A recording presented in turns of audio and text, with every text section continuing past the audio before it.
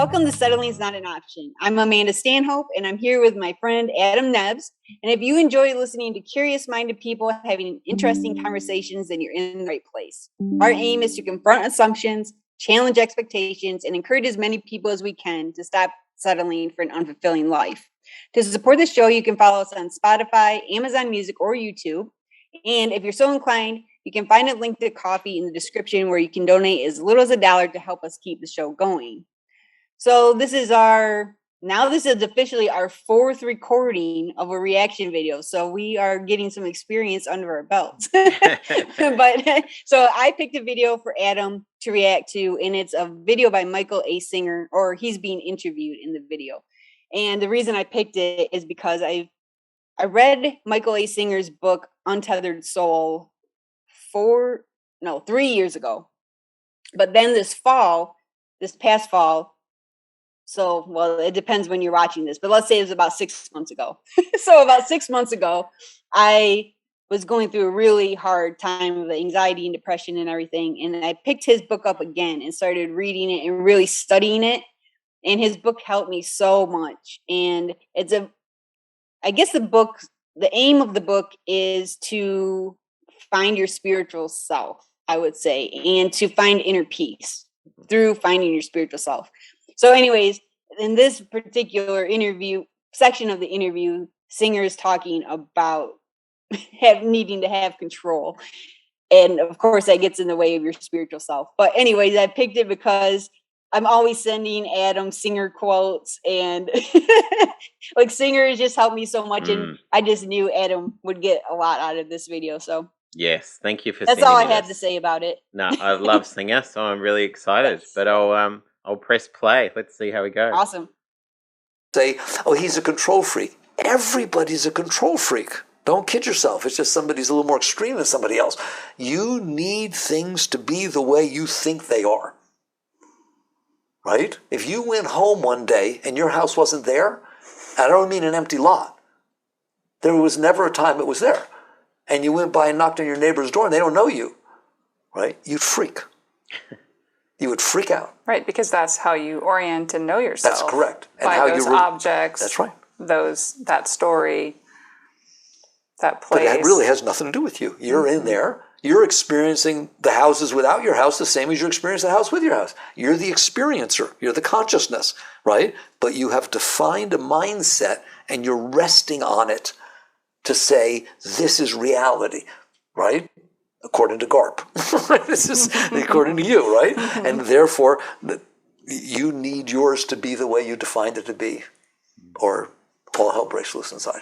And we have... It's a good point. Like, I think that's why we freak out so much when things change, because so many people are not good with change, because it's like, then you have to adjust to this new reality, and you're like, it's almost like people are not just scared of like the small change. It's like this almost kind of like deep-seated belief that you're annihilated for a moment, because everything around you's adjusted. So I don't know. Right, exactly. Yeah, it's interesting. I like it. So many emotions attached to those parts of our environment being where we want them to be. I mean, I'm just thinking about, as you're describing the personality, they're very important to us. I mean, I guess that's the illusion. It's so deep. It's so beautiful to talk about this. Every single one of those emotions and all of the important to this is because you're panicked in there and lost. And this is how you're clinging, how you're defining that it's okay. That's why there's so much emotion behind it. The only real emotion is the fear. Is that deep, I'm talking about, that deep fear that it will fall apart or something will go wrong or I will say something, right? There's just that underlying insecurity of, what you presented was fake. That's why you're selling it all the time. That's why you worry about what you look like and what you're wearing, and you meet somebody new, I got to sell yourself again, or you did real well. Like, there's two situations that are really bad, right? One is you do bad and everybody boos you. The other is you do really, really good and they invite you back. You got to do it again. That's a good point too. Like the exhaustion we face with putting this like persona on all the time. Right. And it's like, why do we do that? to impress people that maybe maybe it ties into that nature video as well. Like maybe we're trying to gain respect from people that we might not respect, but we feel like we Right. need their respect. So we put this persona on, which is not natural to us. And then it's like the constant fear of, what if I make a mistake and they see my true self and that breaks this illusion and then I lose that respect. So, yeah, I've done And that I like before. oh yeah, for sure. But I like that he touched on too that the fear's there even if you are being accepted and if you're succeeding, because then you feel like you're expected to keep doing that, Yeah. to keep succeeding and keep meeting expectations. So it's like it doesn't matter whether you're being respected by people or not, that fear is still there. Yeah. And Yeah. that's the important, that's the thing, because people think, well, if I do everything everyone wants me to do and get that respect, I won't have that fear anymore. It's like, no, it's just gonna be a different kind of fear. Yeah, exactly. Yeah, Yeah, I like we've got that. to realize that, otherwise we'll fall into the same trap. Yes. Yeah. Oh, it's interesting. Put yourself on the line. Do you understand that? Yes. Right? You're Right. risking failure, right? And even Right. the most powerful people feel this, and that drives them, right? So what you're driven by is the fear of failure. You're driven by the fear of rejection. You're pretty normal human stuff, isn't it? Right? That deep-seated fear is the original panic that I talked about. It's still there, that I'm lost. As long as I can get things to be the way I define them, I can feel safer. I get supported. We call it support, right? Support your concept. Now, I don't have to feel my panic all the time, but it's still there, right? You can be very happy with your family and everything's wonderful, and then somebody dies or somebody... That's so funny, isn't it? Like, that is why we do all these things. Like, we get health insurance, car insurance, home insurance, like, all to keep everything, or try and keep things as under our control as possible.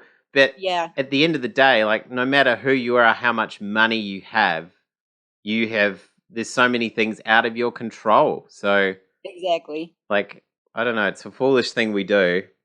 It is. But like he says, we all do it. I like that he said that in the beginning too. He's like, we're all control freaks. Just Yeah. some of us are worse than others, but we're all control Yeah. freaks. Yeah, it's Yeah. a nice thing to know that we're all struggling with the same I problem. think it is. Yeah, I think so. Yeah. leaves. It's not wonderful anymore. You fall right back into it. It doesn't change one single iota. All right? It's like, so the question is, are you dealing with the core, or are you dealing with the facade?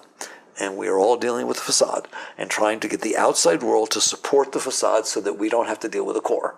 Can you understand that? Absolutely, I absolutely do. And the facade, it feels like so much is dependent on the facade functioning, right? To keep everything going in our lives that we've also built. The And so- analogy, oh, go ahead. No, please. The What's analogy I like to use is you went to school, high school, whatever, with a person that was so insecure. He would never talk to anybody. He was always scared, very introverted. I mean, really, just really far out there, okay? And all of a sudden, you're grown up now, and you got your Facebook page, and somebody gives you a phone call, and it's this kid. And you think about it, and he's strong, talking, inviting you to come see him. He never used to go outside by himself. He's at a park. Would you meet me at the park? I happen to be in the town where you are, and so on. I'd love to see you again. And you sit there and say, God, you've changed a lot. He said, I have completely. I used to be so scared. I'm not scared now anymore. It's amazing. I can go anywhere. I don't feel the fear. You go there to the park. His name's Paul, and you're looking for Paul. You don't see anybody, but you see the most amazing scene. You see about 10 of these giant, football player, muscle-type people in a circle, carrying Uzis and AK-47s, all of them, right? And all of a sudden you hear a little sound from inside the circle. Here, I'm here, it's Paul. Paul? Yeah, I'm in here, right? And Paul says, see, I'm not scared anymore. I don't feel fear anymore.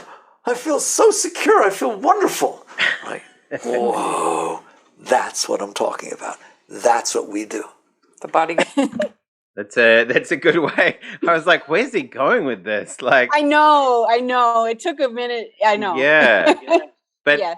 but it is the truth of it. Is we kid ourselves. I think I don't know. Like for some reason, it made me think of, and I think maybe this is a bigger thing in America than it is here. But like the high school reunions. Okay. Like going back to school and being like, I want to prove to everyone, look how successful I am, how well I've done. I guess they have movies about it and stuff. But like that's an example where you're trying to put that facade on. But it's like, Sure. but yeah, isn't it? I just think it's crazy. We spend so much time on these facades, which is exhausting.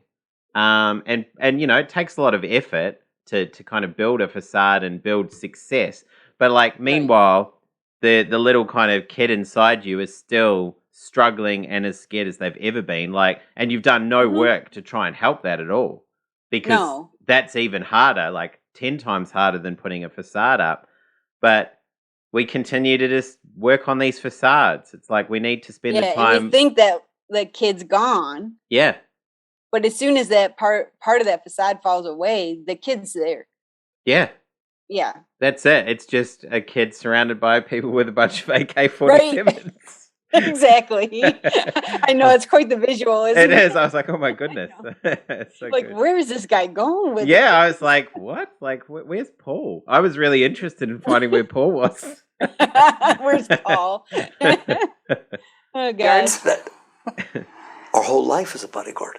The fact that the husband come on time, that people treat you the way you expect to be treated, the fact that every single thing happened exactly the way you need it to be, those are your muscle men and bodyguards. And as long as that's going on, you're okay, relatively. What if I go there and pay those bodyguards more than you paid them? 1, 2, drop. You have a heart attack. Now, Paul and they're going to freak out, isn't he? That's what happens when your world falls apart. That's what happens the minute anything is not the way you expect it to be. You have some trouble, don't you? If the car in front of you is driving a speed you're not comfortable with, it's not what you're used to, it's not the speed limit, you have trouble, don't you? You start talking in there and complaining, right? If your husband's 10 minutes late, if he comes home and you prepared dinner or got special date's going to happen and you get in a bad mood, so he just walks through and goes in his room. Ooh, that's not okay, is it? That's not okay. There's all kinds of stuff goes on in there. That's the exact same stuff that Paul feels when one of those bodyguards falls down. My shield, my masquerading self. Yeah, that's really well said, actually. Yeah.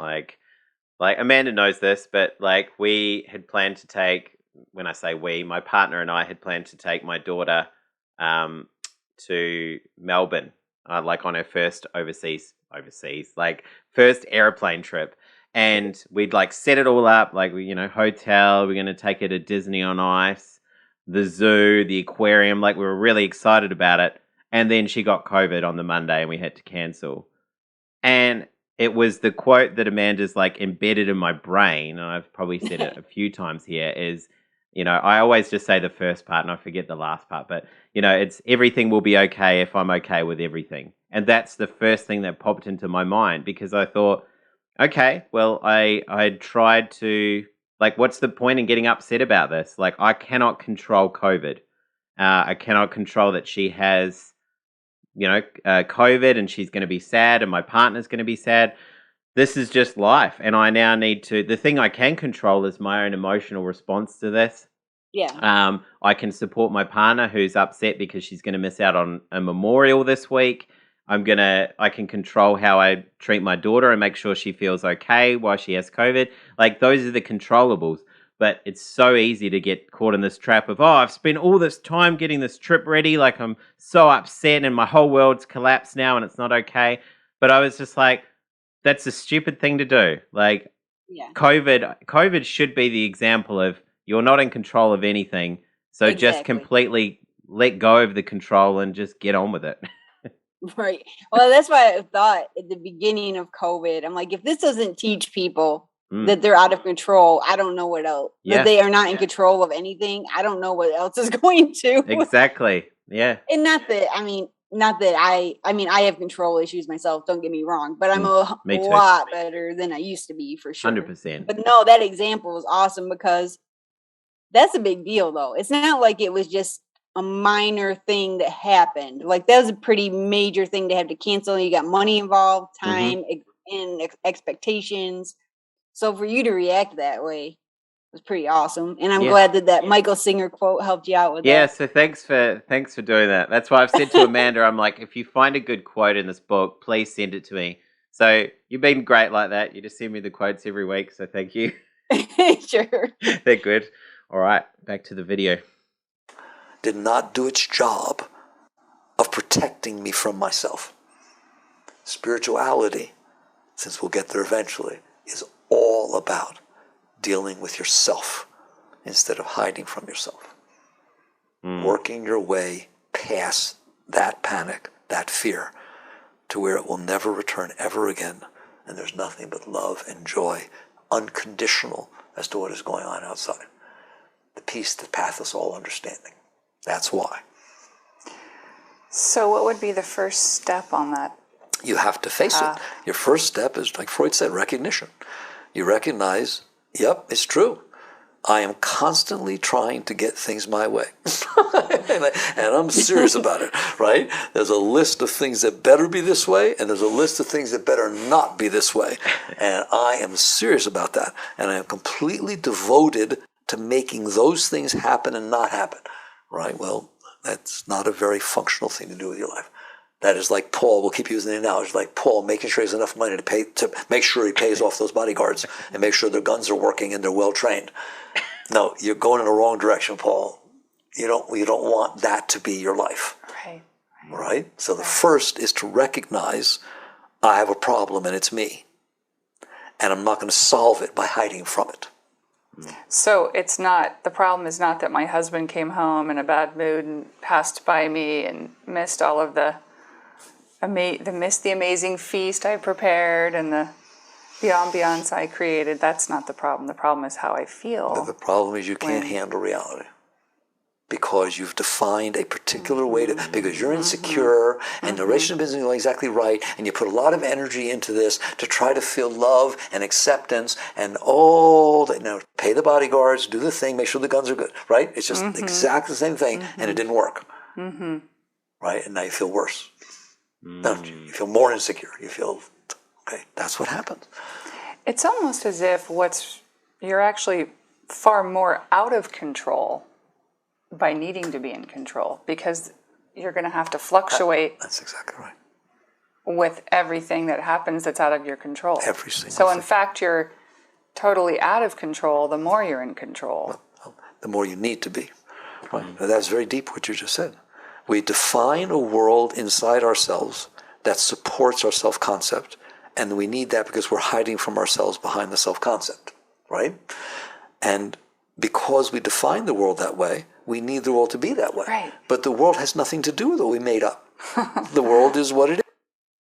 It makes me think of because I know you sent me another quote, or we had a little chat about the limitations we put on ourselves. And I was thinking about that the other day too. Like, I'd created this idea in my head that I only had a very finite amount of energy, and that I had to preserve that energy at all costs because, so like I'd go, I'd really like to do this thing today, but I can't because it's going to exhaust too much energy. Like I need to save that all up.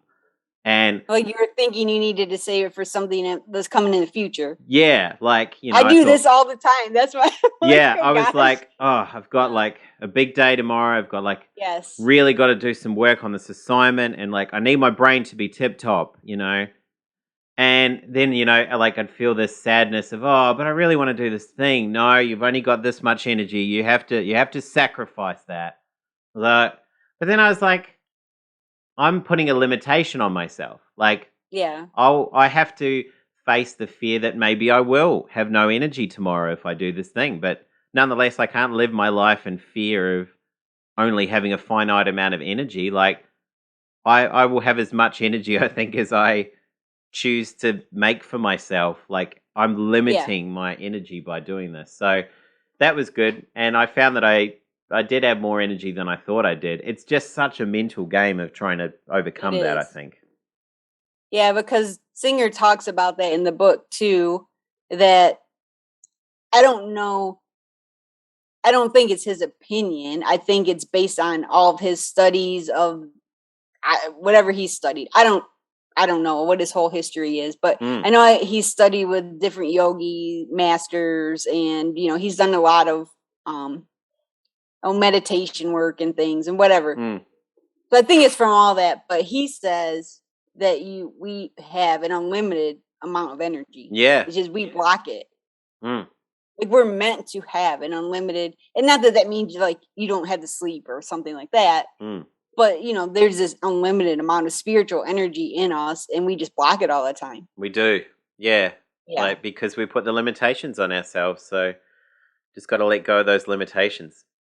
Mm-hmm. All right, last bit of the video, 20 seconds. All right. It is. It's reality. It's beating to a whole different drum. It's beating to science. It's beating like it better not rain today. It's my birthday. That's stupid. What are you doing? Rain has nothing to do with your birthday. It has to do with meteorology and low pressure zones, right? So you've now left yourself vulnerable to the unfolding of reality. Is going to destroy you. Wow, good video choice. Good. I'm glad. Very good. I know. I like. Yeah, it ties into a lot of things we've been talking about, and that we both struggle with. I think. Yeah, we've talked about this a bit. We both like our routines, and I think this is the thing. It's like we're not going to abandon our routines and say, oh, well, there's no point because we're out of control with everything, so we'll just live a chaotic life.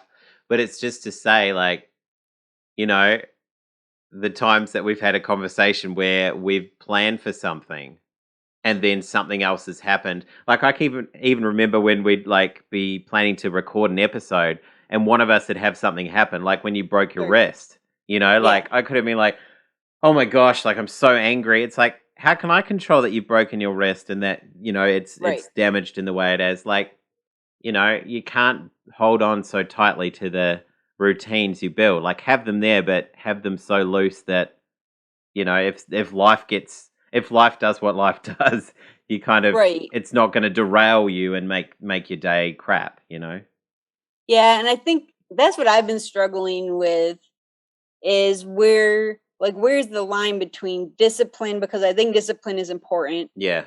But like where's the line between that and trying to control reality? Because I also think it's important to not try to control reality or not. That I don't know if that's the right way to say it, but to even think you have any control over reality. But I think it's like we've talked about before, and you just alluded to. I think it's good to have the discipline to have a plan, and if everything is working fine and you can follow that plan, great. Yeah. But you have to be willing to roll with the punches or whatever you say when that plan, you can't execute that plan for some reason. You have to just accept the fact that you can't execute that plan for some reason. And you have to, there's another reality that you're in right now, and that's what you're going to have to go with. Yeah. Yeah. But also, I guess, is that disciplined plan. I guess the other thing to consider is that disciplined plan that you have actually sapping your energy and you don't realize it, because is that plan in place to avoid some kind of fear? Because it could be. Yeah. And then it could be actually sapping your energy. Yeah, it's a tricky one, actually. And I hadn't thought of that before. Like, how much of my plans, my daily plans, are because I fear failure. Like, you plan, obviously, to, the plans that we build are to have a successful day, So for you, like, I want to get X number of clients, work taken care of today. Or for me, I want to get this much of my paper done or whatever. And so you set yourself up for success. But, maybe it's a tricky one because I still don't think you'd abandon that discipline and, the plan. Yeah, I think that's not the answer. No, I think, we've built those over years of experience of realizing that's what we need to be at our best, perform at our best in our work. It's just that we have to accommodate for life and say, well, we are controlling here. And this is, well, maybe it's that recognition, as he said, the Freudian recognition thing. I am actually out of step with life here because I'm trying to control life right now. And so I have to appreciate that I am not acting as life acts. Like, so True. there will be Yeah. times where this doesn't work out, and that's because I'm not acting the way maybe I should act. Like, if that makes No, sense. I know. Well, and I think as you were saying that too, made me think like life gives you opportunities to be in control, I think. Yeah.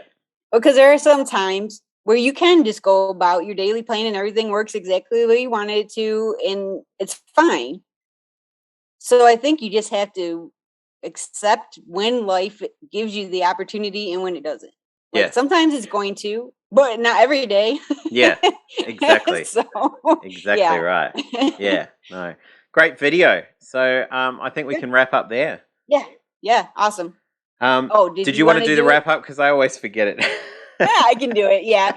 So if you made it this far along in the audio or video, we really appreciate it. And we hope you gained some wisdom or had a laugh or something, got something out of it anyways. And if you did, you can follow us on YouTube, Spotify, Amazon Music, or you can donate as little as $1 to us to help us keep the thing going at coffee. There will be a link in the description to do that.